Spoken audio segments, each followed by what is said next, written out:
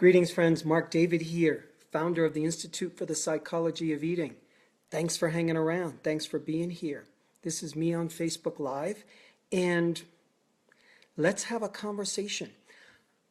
I'm going to be talking today about some interesting ways to feed the brain, maybe not what you're typically used to hearing. So I want to make this good for you. I want to make this interesting. I would love to make it worth your while. So I'm going to schmooze with you for about a minute or two or three as people come on to join us. So if you would be so kind, in the comments section below, oh, thanks for the hearts. In the comments section below, feel free to say hi. Let me know where you're tuning in from. So send some love my way, say hi, let me know where you're tuning in from. And in a few minutes, we're going to get going and talking about some interesting ways to feed your brain. You might know that here at the Institute for the Psychology of Eating, we do a lot of great things. And one of the great things that we do is we train our professionals, or we train professionals in a really great body of work. Dynamic eating psychology and mind-body nutrition. And, you know, a lot of what I'm going to be sharing with you today and in Facebook Live in general, is exactly what we cover in our training, how to work with people when it comes to weight, body image, overeating, binge eating, emotional eating, health issues. Charmaine from Sunbridge, Ontario. Thanks so much for tuning in and saying hi. I really appreciate it.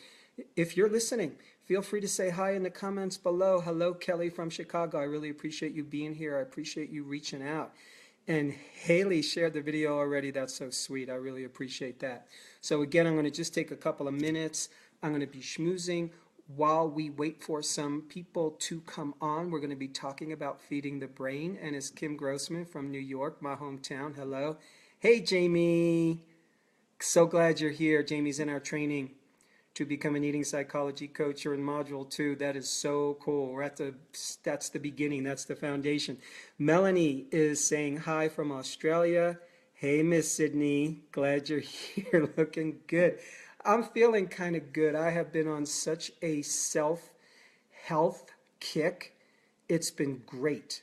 I think that's because for a little while I was off of the well, that's a tough one. I was off of the really taking care of myself because I got kind of into the work mode. It's Sylvia. Where are you tuning in from? Either way, hello. And I love that picture. I love that little kid. Good for you. So let's talk. Let's talk about some interesting ways to feed the brain. So here's the thing. Chances are if you get online, if you Google around, if you ask a bunch of people, if you tune into nutritionists in Martinez, California, I love California.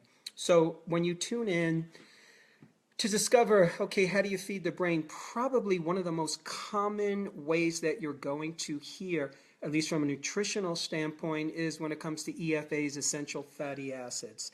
So it is so true, you know, and I remember literally one of my grandmas used to say that, you know, fish was brain food. And, you know, turns out good fatty fish actually was. When you're dealing with people who are recovering from stroke, who have memory loss, who have been on a poor diet for a long period of time, people who are experiencing brain fog, forgetfulness, if you do some higher dosages of either good quality fish oil or any good variation of high quality oils. High quality oils, honestly, it could be a lot. It could be high quality olive oil, sesame oil, almond oil, coconut oil. It could be primrose oil. It could be flax oil.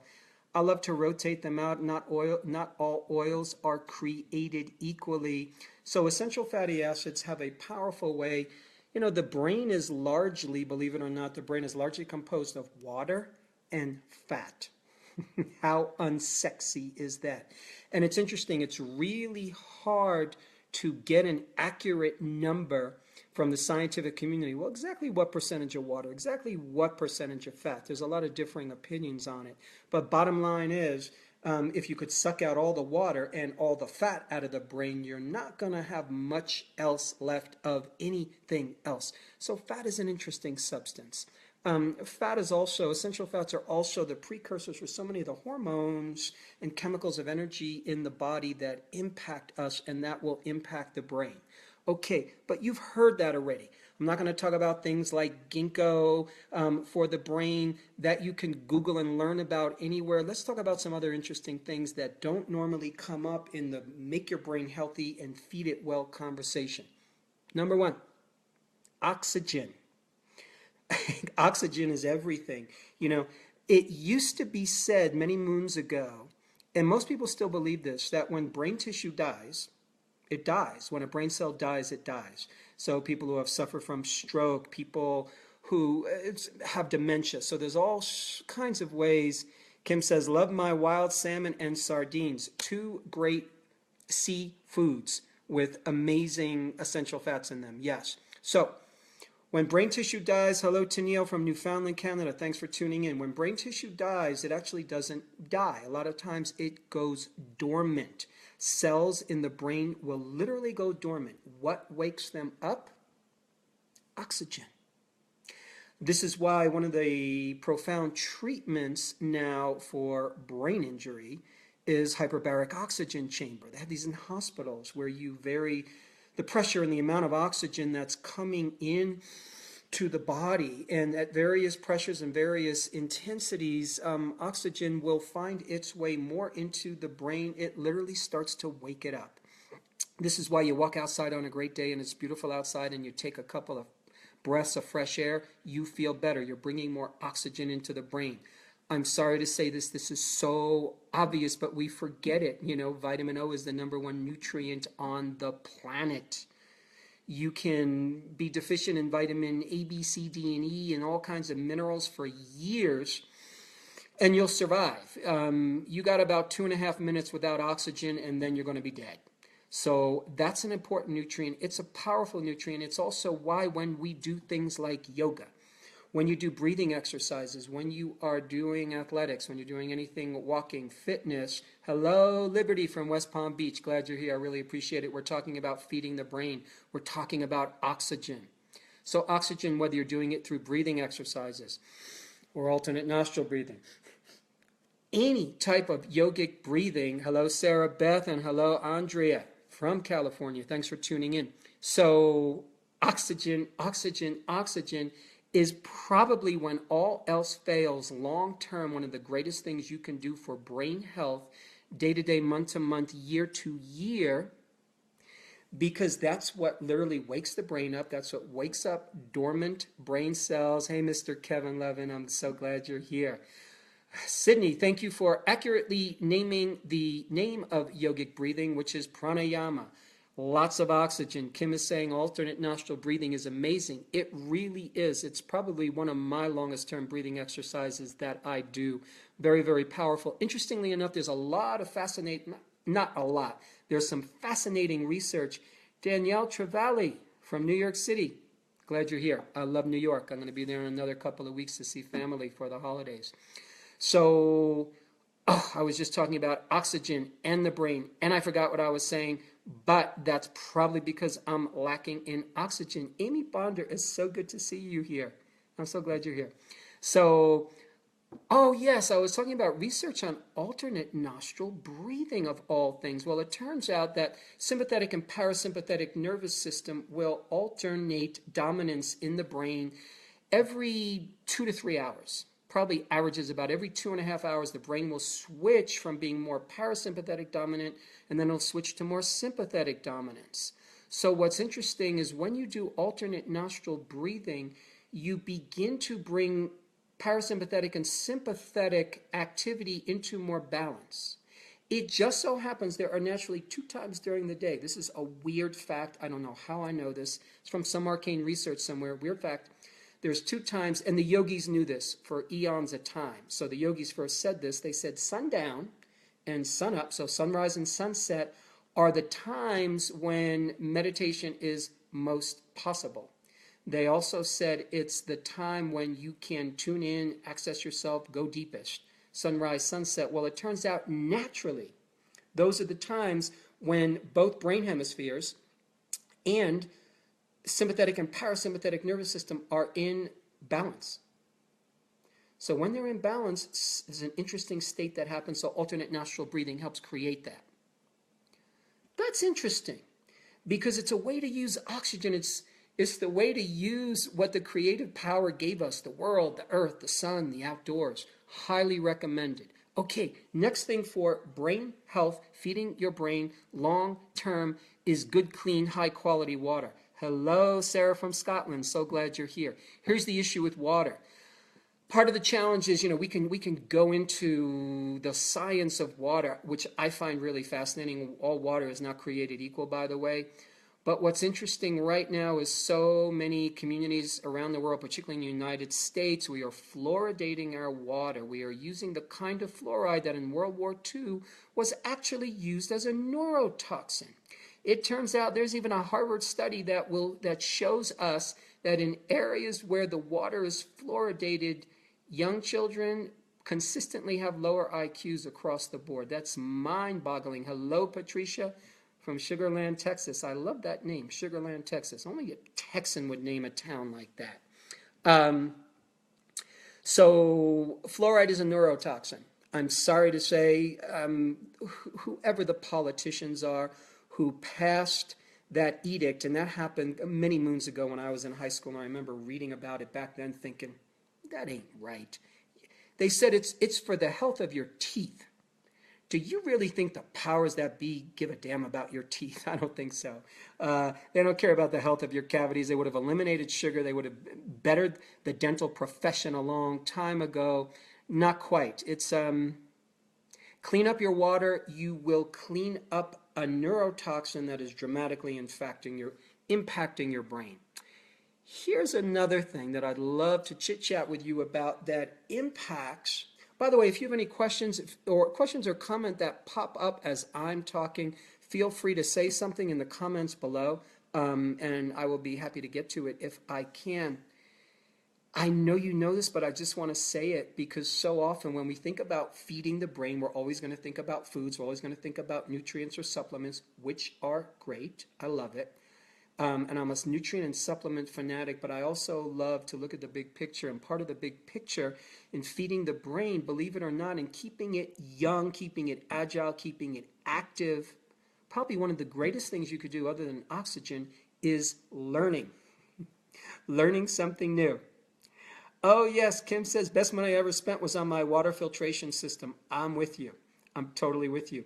I have not been thirsty for most of my life, and part of the issue was I was drinking the worst quality water. The first time I actually had access to spring water when I was in junior high school, and I visited a friend in Vermont, and I tasted like real spring water. It blew my mind, and I was like a junk food eater, and I could still taste the difference.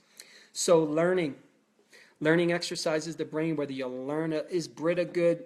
Sarah Beth, I'm honestly going to tell you no. Brita's good if you want to get a good under-the-counter filter that filters out fluoride. It has to say that it filters out fluoride.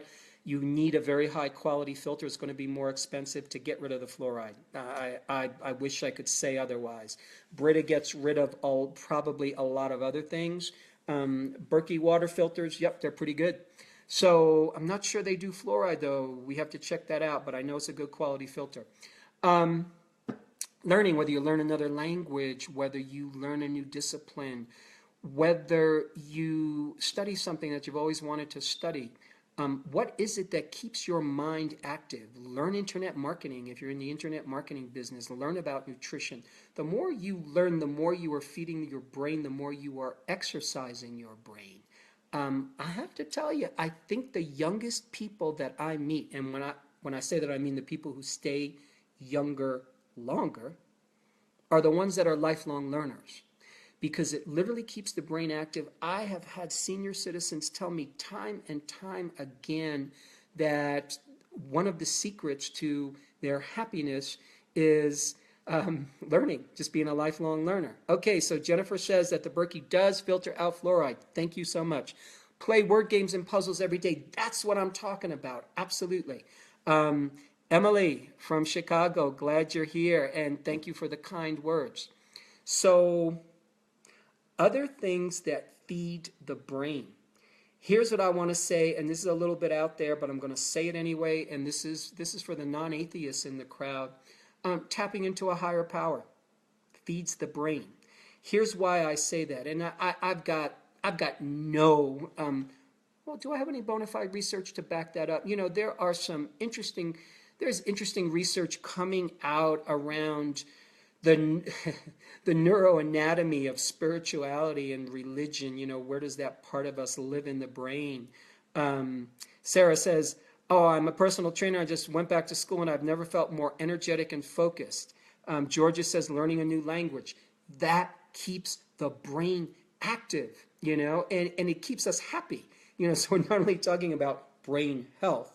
You know, part of brain health is, believe it or not, happiness. And it doesn't just have to be happiness. It could be focus, engagement, satisfaction, relaxation, because all of that, happiness, engagement, focus, satisfaction, relaxation, what that does is it takes us out of stress response. When we're in stress response, even low level, if you're constantly anxious, you're producing more insulin, you're producing more cortisol. Both of those hormones, when you secrete them in excess over time, will impact the brain. The brain itself can become insulin resistant.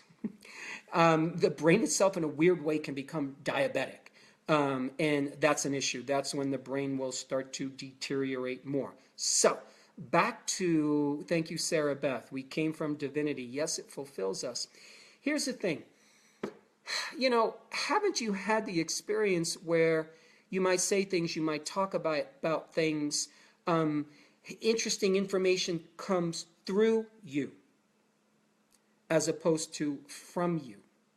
You ever have that experience where you feel like I'm channeling, or you're talking to someone and you're helping them and all of a sudden these words of wisdom are coming out and they're just happening and they're just happening. And a lot of times what we are doing especially when we're tapped in, when we're being of service, when we're focused on love, consciousness, light, awareness, and we're delivering to the world. Thank you, Christine, for the kind words. Nancy Curtis says taking 20 minutes a day to listen to a guided meditation. Absolutely. Just joining, can you recap the subject of your live cast? Yes, LJ, we are talking about feeding your brain. And once this is over, you could actually listen again because it's going to live right on the Facebook page, on the Institute for the Psychology of Eating fan page that you're looking at. I cannot summarize everything because then I'll have to say everything again. But you can listen to it, and I'm kind of finishing up here in a few minutes. And I'm talking about how connecting to a higher power feeds the brain, because what we're doing is when we connect to a higher power and when we let it come through us, when we access our greater moral code, when we're accessing our soul's code, when we're accessing the wisdom of the universe, whatever that means for you, you know, when you feel like you're in alignment with something greater that's coming through you, how could that not be healthy for us, really? And, you know, so the scientific research will tell you, yes, people who have a religion that they practice and they care about will live longer and be healthier and have less incidences of various diseases. So we know that. Having a pet will do the same thing. Being in a long-term healthy relationship will do the same thing. So Nancy says, every time I am led to learn something, it's meant to teach to someone else. What a beautiful, wise statement. Yeah, how true is that? Sharing what's coming through us. So to me, every time we follow a higher code, every time we follow the guidance of a higher power, we're feeding this organ. Because it kind of comes through here. Yes, maybe it comes through heart, maybe it comes through our body. I'm sure it's all of it, and it's an entire package. But there's a way that the mind expands. You know, the mind expands through learning. The mind expands through new ideas. The mind expands oftentimes when we go through suffering and pain, you know, and we have to learn how to digest that suffering and pain, how to overcome it, how to deal with our difficult past, challenging relationships, whatever comes up in life, that we have to take a deep breath and go, oh my goodness, this ain't easy. That's growth, that's character growth, that's spiritual growth. How could that not affect the health of the body? So let me recap, my friends. Feeding the brain, we talked about essential fatty acids. What a great thing to do. High quality fat. When you're talking fat, I almost don't care what kind. I don't care if it's animal, vegetable, the highest quality possible that you can get as unheated as possible, as raw as possible. Sleep. I didn't mention sleep, my friends. I'm going to just say really quickly, sleep is what regenerates us. Sleep is what rejuvenates us. So many people who have issues with memory, brain fog, staying alert, staying focused, oftentimes it's a straight up lack of sleep, not enough sleep. So EFA, sleep, oxygen. And oxygen means breathing. Oxygen means moving. Oxygen means yoga. Oxygen means breathing exercises. It could be meditation. Clean water, get the fluoride out. Lifelong learning, connecting to a higher power. That's some good stuff. Someone's asking, what would you say is the highest of quality fatty food to eat? Oh my goodness. You know, if you want to stay in the vegetarian universe, like the highest quality oils you can find, I'm talking about like the most gourmet, high quality olive oil you can get, pumpkin seed oil, flax oil. Refrigerator section of your health food store generally has some great high quality oils. Avocado is awesome. Get it organic. Coconut is awesome. Get it organic. High quality fish, real salmon, real sardines, ocean caught. Don't go for the farmed fish foods, I meant to say. So, I also want to mention once again, for those of you who just stepped in or came on a little late before I finish up, I so invite you to learn more about what we're up to. We're going to be launching our next Eating Psychology Coach Certification training early this winter. Thanks, Jen. It's our 250-hour 7 to 8 month online certification training where you will learn how to work with weight, body image, overeating, binge eating, emotional eating, digestion, immunity, fatigue, all kinds of great things. It's a powerful education. There's a lot of our graduates and some of our students who are in this thread right now. Feel free to identify yourself in case anybody is looking for a great eating psychology coach. It's not about eating disorders, my friends. It's all about everybody else, the other 98, 99% of us who have a relationship with food, and it's not always where we want it to be, a relationship with our body that it's not always where we would like it to be. Sarah Beth Lambert, thank you so much for the sweet comments. Nancy, you know, if you want to learn more about the training, email us at info@psychologyofeating.com. You could ask questions. You could set up a time to speak with one of our staff. We have a really great staff. They're good people. They love us. They love you. They love the work. They're pretty enthusiastic. And I would just invite you to learn more. My friends, I really appreciate you being here. Hey, Ann Fuller. Thanks for letting people know. Andrea, I'm so glad you're here. And thanks for the kind words. You know, I'm going to be doing this way more often, 3-4 times a week, getting on Facebook Live. If this was useful to you, feel free to share it with a friend. We love pumping out a lot of free content. You know, that's part of, I think, just giving our gift to the world. And yes, and we also love to invite you into our training programs and, you know, our program for the public as well. All good stuff. Hello, Gabriela from Mexico. I'm so glad you're here. And thank you, Sally Ann. Thank you, Kim. My friends, it has been so good to spend time with you. I really appreciate you. I appreciate us. I appreciate we get to have the time to create some conversations that matter. And I hope to see you all again. Take care, Suzanne. Take care, y'all. Bye-bye. Thanks, Jennifer, by the way. She says the program's amazing and I am a coach. I love you. Thanks so much. I didn't even pay her to say that. We work with all kinds of people, Miss Jen. Email us at info@psychologyofeating.com. Sarah, I look forward to connecting with you. Thanks so much. Bye-bye.